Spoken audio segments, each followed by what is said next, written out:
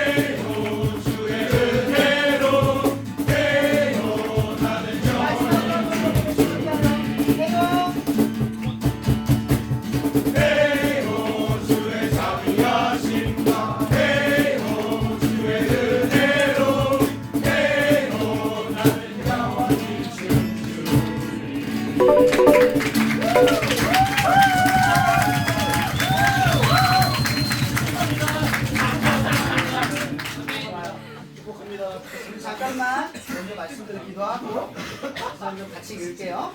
하나님이 감사합니다. 이 시간 우리가 하나님을 향해 목소리 높여 찬양한 것처럼 하나님 이 시간 하나님의 목소리가 우리 친구들 가운데 들려질 수 있는 화답이 일어나기를 원합니다. 우리 친구들이 살아가는 삶 가운데 말씀이 들려지게 하시고 말씀을 따라갈 수 있는 성령의 순종함이 우리 안에 있게 하셔서 하나님이 우리를 향해 이루시는 하나님의 역사를 경험하는 하나님의 자녀되게 하여 주시옵소서. 모든 것에 감사하며 살아계신 예수님 이름으로 기도합니다. 아멘. 아멘. 네, 오늘 말씀 뒤에 보면 있죠? 우리 같이 한 목소리로 한번 읽어볼게요. 자, 한 목소리로 따라 읽어볼게요. 시작. 야곱아 너를 창조하신 여호와께서 지금 말씀하시느냐. 이스라엘아 너를 지으신 이가 말씀하시느냐. 너는 두려워하지 말라. 내가 너를 구속하였고 내가 너를 지명하였더니 너는 내 것이다. 아멘. 한번 봐야 돼요. 말씀의 제목은 제자라는 뜻이에요. 제자. 여기 선생님도 계시지만 여러분 선생님 제자잖아요. 그럼 여러분이 생각하는 선생님의 그 이미지가 어떤 모습일지 한번 상상해서 그려봤으면 좋겠어요. 적어도 여러분 삶에 지금 아직 고등학생밖에 안 됐지만 여러분 머릿속에 나는 이 선생님이 아직도 기억된다 하는 친구 혹시 있나요? 저는 중학교 때 그리고 초등학교 6학년 때 좋은 선생님 한 분씩은 좀 만났던 것 같아요. 그 선생님이 그때 당시 그 선생님 어떤 과목을 맡았겠죠, 그죠?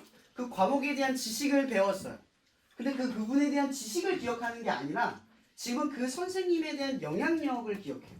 그 선생님이 내게 해줬던 거, 그 선생님이 보여줬던 가르침, 그 인성적, 인품적인 가르침, 그게 지금까지 저는 남아있어요.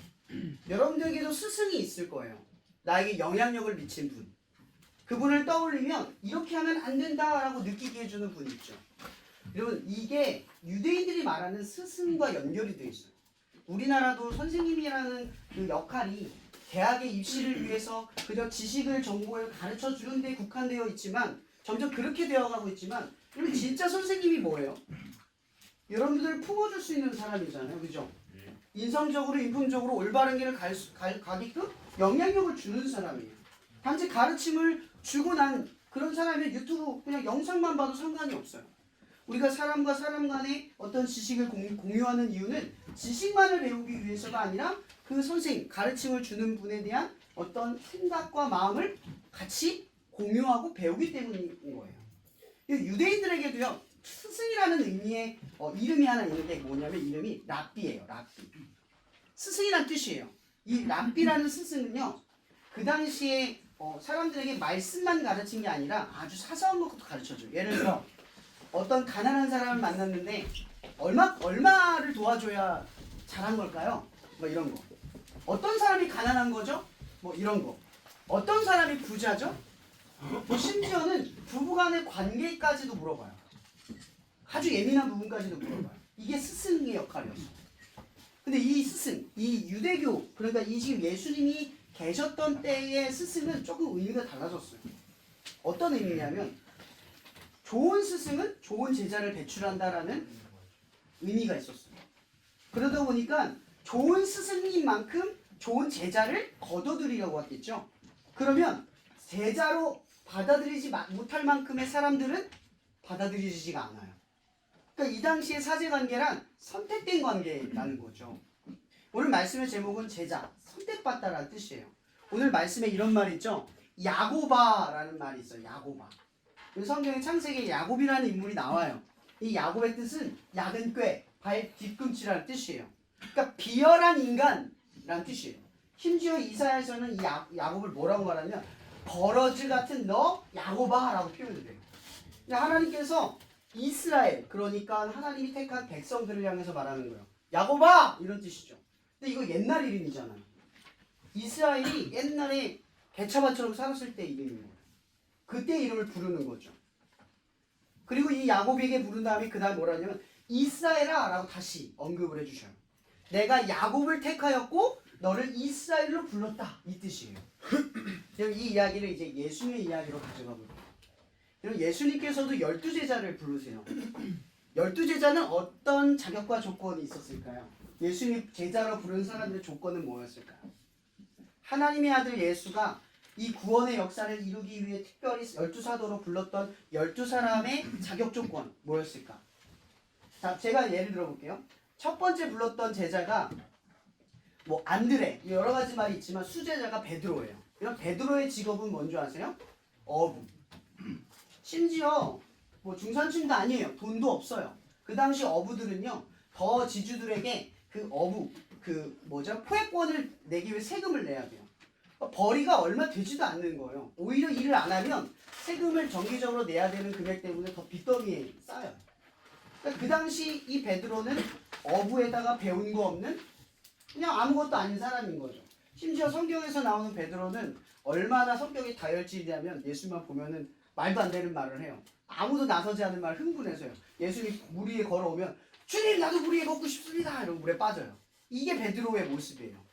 근데 이 베드로가 예수의 선택을 받아요. 그 다음 누가 있을까요?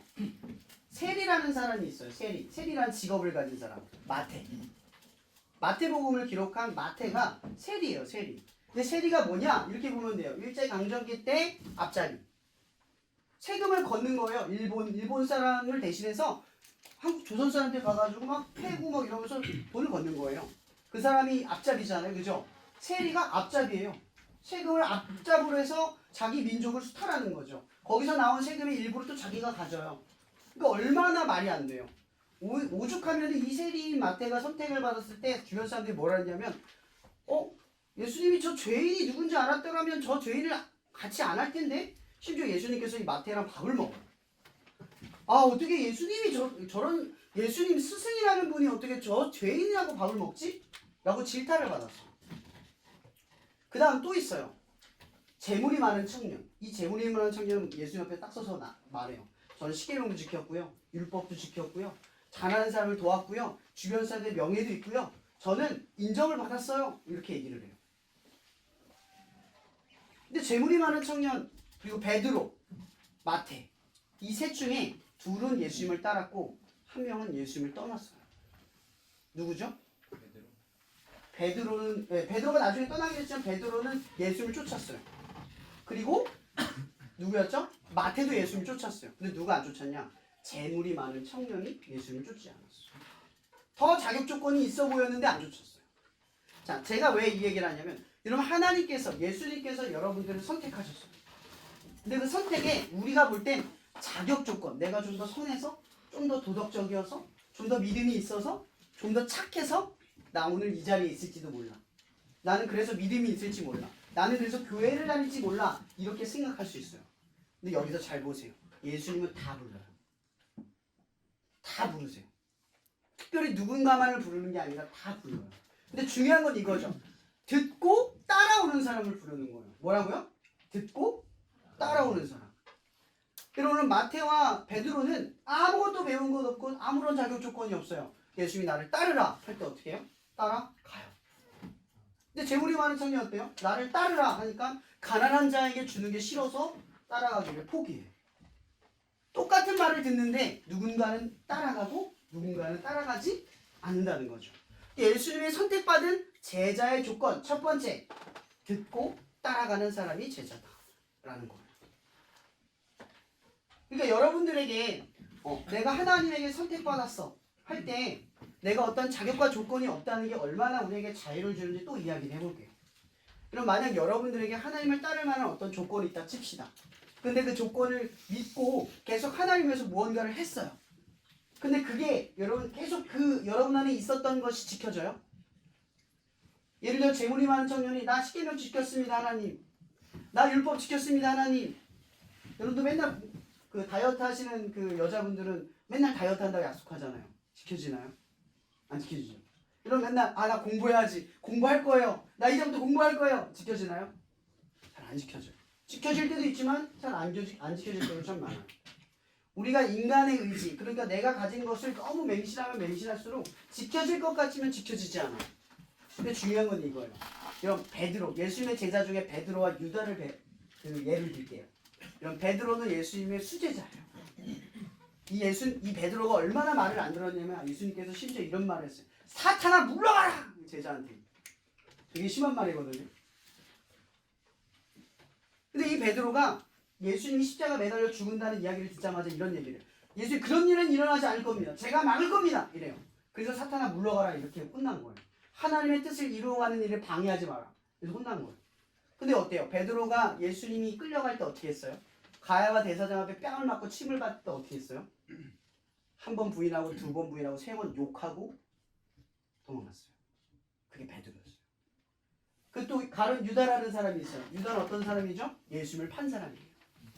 예수님께서 마지막 최후의 만찬 밥을 먹는데 그 안에서 예수님이 이렇게 말해요. 이 그릇에 손을 넣은 자가 나를 팔자다. 요한복음 12장인가 13장에 뭐 이런 말이 있어요. 가룟 유다를 제자로 부르자마자 이 뒤에 말해요. 끝까지 사랑하시니라 하면서 밑에요. 그는 예수를 팔자다. 이런 말이 나와요. 유다가 예수를 팔 걸 알면서 같이 밥을 먹어요. 근데 예수님이 유다를 끝까지 사랑했대요. 그게 성경의 기록이에요. 지금 예수님을 따르는 사람이 어떤 사람이다? 무조건 순종적이고 무조건 말 잘 듣는 사람이 아니라는 거죠. 어떤 사람? 연약해도 상관없어요. 예수님께 잘못을 저질러도 상관없어요. 근데 중요한 건 딱 하나죠. 예수를 바라보는 시선을 거두지 않는 거예요. 예를 들어 이런 거죠. 예수님께서 오병이어 기적, 그러니까 5,000명을 먹이는 기적을 베푸세요. 근데 사람들이 이걸 보자마자 예수님을 왕으로 추대하려고요. 근데 예수님 그것 때문에 온 게 아니거든요. 예수님이 이 땅에 와서 죽으신 다음에 우리를 죄를 대속해서 우리를 구원하기 위해서 온 거예요. 이렇게 말하면 좀 어렵지만 죽으러 오신 거예요. 왕이 되려고 오신 게 아니에요. 우리를 대신하여 죽으러 오신 거예요. 근데 오병이어의 기적을 체험한 사람들은 예수님을 왕으로 모시려고 해서 예수님이 제자들을 먼저 보낸 다음에 예수님이 겟세마네 그 딴 산으로 올라가서 혼자 기도하세요. 그들이 떠나버려요. 이 제자들이 배를 타고 이동을 하는데 예수님께서 한참 동안 오지 않아요. 근데 한참 동안 오지 않은 가운데 갈릴리 호수에 폭풍과 일어요. 엄청 무서운 폭풍과 일어요. 근데 그곳에서 제자들이 얼마나 무서운 시간들을 보냈겠어요. 예수님께서 귀신처럼 호련히 그 바닷가를 거닐고 오시는 거예요. 막 떨고 있는데 귀신이 오는 줄 알고 막 무서워하고 있는데 나다 이렇게 얘기를 하는 순간 제자들이 마음에 평정심 얻고 말해요. 근데 베드로는 항상 우두방정이에요. 뭐라고 말해요? 주시거든 나를 물 위로 걷게 하소서 이런 말을 해요. 항상 오버액션을 하는 친구예요. 예수님께서 뭐라고 말하냐면 베드로에게 말해요. 걸어라. 근데 베드로가 여러분 그거 아세요? 베드로가 오두방정인지는 몰라도 최초로 예수님 다음으로 물 위를 걸었던 사람이에요. 맞죠? 베드로가 물 위를 걸어요. 비록 풍랑을 보고 물에 빠졌지만 물 위를 걸어요. 이건 우리도 똑같아요. 물 위를 걷는 건 누구의 능력이에요? 베드로의 능력이에요? 누구예요? 예수님의 능력이에요. 예수님을 보고 걸었더니 걸은 거잖아요. 그죠? 근데 이 베드로가 폭풍을 보자마자 서서히 빠져요. 뭐가 잘못된 거죠? 예수를 바라보는 시선이 폭풍우를 바라보는가 빠지는 거예요. 능력이 사라지는 거죠. 근데 성경에 보면 서서히 빠졌다고 표현을 하고 있어요.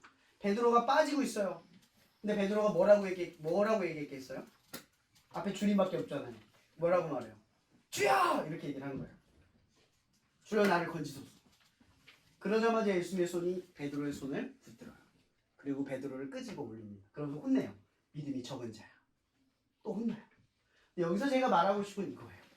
보세요. 이런 베드로, 유다, 수많은 제자들이 있어요. 허물도 있고 반복하다 포기하고 낙심하고 여러분이 하나님의 자녀답지 않고 내가 말씀 제대로 못 지키고 살아가는 것 같아도 중요한 건 이거예요. 예수를 보면 능력이 생겨요. 근데 우리 물에 빠지는 사람들이에요. 물에 빠져요. 근데 여러분 보세요. 누가 예수님 손 잡아요? 누가 예수님 손 잡아요? 예수님 따라가본 사람이 잡아요. 누가 잡는다고요? 예수님 따라가본 사람이 잡아요. 여러분 예수님 손을 잡았다라는 게 어떤 의미예요? 예수님이 베드로를 건지는 역사를 경험한 사람. 하나님이 여러분을 건지는 걸 경험한 사람이 되면 어때요? 세상이 무서워요? 하나님이 무서워요? 하나님이 놓을까 무서울까? 제가 예전에 묵상하면서 떠올렸던 말이 있어요. 하나님을 무서워하면요 세상이 안 무서워. 근데 세상을 무서워하면 하나님이 안 무서워. 이런 예수님을 두려워하면 여러분 여기서 예수님을 두려워한다는 건 예수님의 손을 놓치는 걸 두려워하는 거예요. 놓치지 않기를 바라면 세상에서 두려울 게 아무것도 없다는 거죠. 저 여러분들에게 말하고 싶은 게 이거예요. 제자란 이걸 정의만 할게요. 제자란 뭐예요? 듣고 따라간 사람이에요. 하나님 예수님 말씀이에요. 듣는다. 이건 뭐예요? 예수님을 본다라는 의미도 있어요. 예수님 보고 따라간 사람이 제자예요. 그런데 제자로 살다가 죄도 짓고 허물도 있고 자격 조건이 안 되고 무너지고 혹은 하나님을 떠날지어도 괜찮아요. 하나님 보고 다시 걸으면 넘어지다가 주님의 손을 잡을 수 있어요. 그러니까 우리가 제자로서 살아갈 때 딱 하나만 기억하면 돼요. 주님을 보는 게 제자예요. 떠나도 보는 게 제자예요. 끝으로 이 말로 마칠게요. 탕자 이야기 기억나요? 탕자 이야기가 있어요. 아버지가 돌아가시지도 않았는데 아버지 재산 달라고 하고 먼 이방으로 가버려요. 그럼 여러분 아버지가 죽지도 않았는데 재산 달라고 하면 그 사람이에요? 사람 아니잖아요. 그래서 성경에서 탕자라고 그래요. 탕자. 근데 그 탕자가요. 이방 땅에 살다가 거지가 돼요. 친구들이 다 자기 버려요. 돈 없으니까. 그리고 돼지가 먹는 열매, 쥐염 열매를 먹다가 이렇게 비창 속에 떠올려요. 뭘 떠올려요? 아버지께로 가면 괜찮아요. 이것만 기억하세요. 이것만 기억하세요. 탕자도요. 아버지께로 가면 될 텐데를 기억하는 순간 회복이 일어났어요. 여러분들은 하나님의 제자입니다. 다 까먹고 잃어버리고 방황해도 하나만 기억하세요. 누구한테만 가면 돼요? 예수님한테만 가면 돼요. 그것만 잊지 않는 여러분이 되길 바랍니다. 기도하고 마실게요.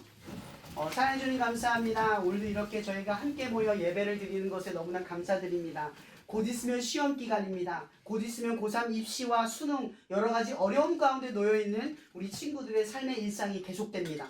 주님, 그러나 이 친구들이 세상, 수능, 시험, 성적을 두려워하는 게 아니라 하나님을 두려워하는 것 때문에 자기에게 주어진 모든 것을 능히 행하실 하나님의 능력 아래 살아갈 수 있게 도와주시고 심지어 하나님 앞에 살아가다가 조금 넘어지고 쓰러져도 주님의 손을 붙잡고 이렇게 맞는 그 역사를 경험하는 우리 친구들에게 도와주시옵소서. 또한 주님을 아무리 떠나고 아무리 멀리하고 그 자격 조건에 어울리지 않고 절망과 포기 가운데 있어도 탕자처럼 아버지께 돌아가기만 하면 예수님께 돌아가기만 하면 이렇게 성령님께서 그 마음의 소리에 마음의 귀에 그 말씀을 일으켜 세우셔서 하나님께 예수님께 돌아갈 수 있는 역사가 일어나게 도와주시옵소서. 모든 것에 감사하며 살아계신 예수님의 이름으로 기도합니다. 네.